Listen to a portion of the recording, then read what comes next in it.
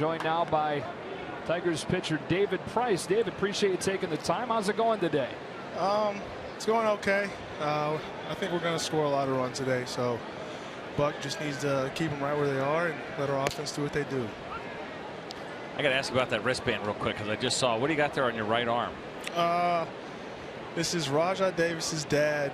He got these made for Father's Day, and it's a Mims band, and there's a couple guys that wear them.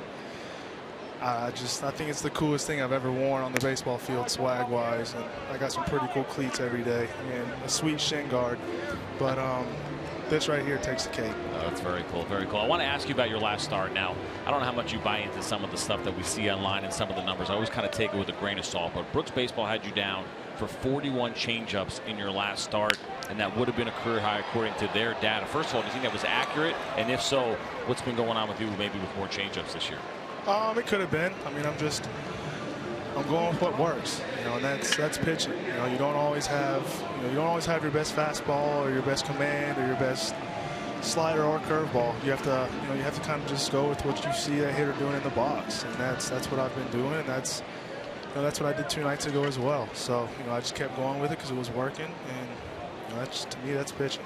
Now, it looked good. I mean, you had good movement on it, tailing away from those right-handed hitters. For you, I mean, is that a pitch that has gone up in your repertoire, or is it just a matter of just happened to be that night where it was better, and so you went with it? No. I mean, it's definitely gotten better.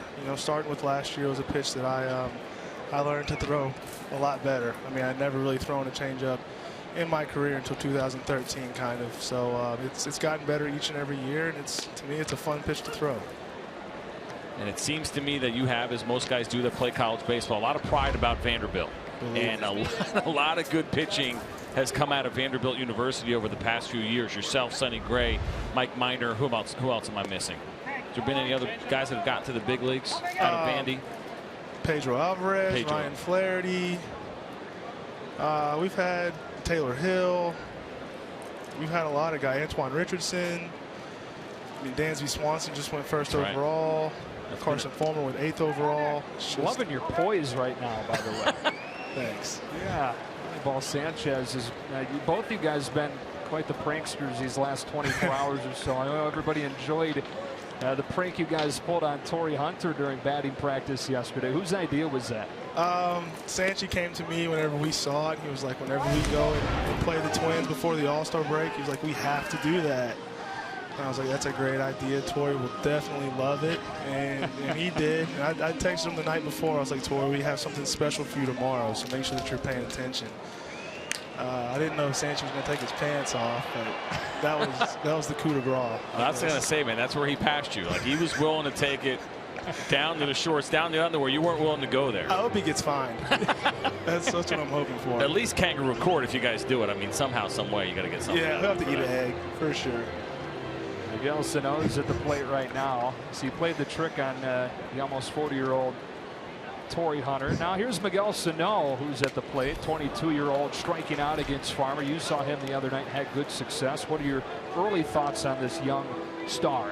He is enormous. I mean, I felt like whenever I was standing on the mound, and I don't know how tall the mound is, but I felt like me and him were seeing eye to eye, and that's not very common in this game. And I mean, I'm 6'5", and then standing on top of the mound, I guess I'm taller. But I mean, I felt like me and Sano were seeing each other eye to eye, and he can hit a fastball, that's for sure. And I just wanted to get ahead, and that's what I did with him for the most part, and just tried to make him hit my pitch. You've been through it. You got to the big leagues when you were young at 22 years old, and started out that first year in 08 a little bit when you came up. We're seeing a lot of young guys come to the big leagues, and they're getting there quicker. They're not spending nearly as much time in the minor leagues. How do you feel about pitchers that get moved along kind of quickly? What are the benefits maybe of spending some time in the minor leagues, or do you like that they're here quickly?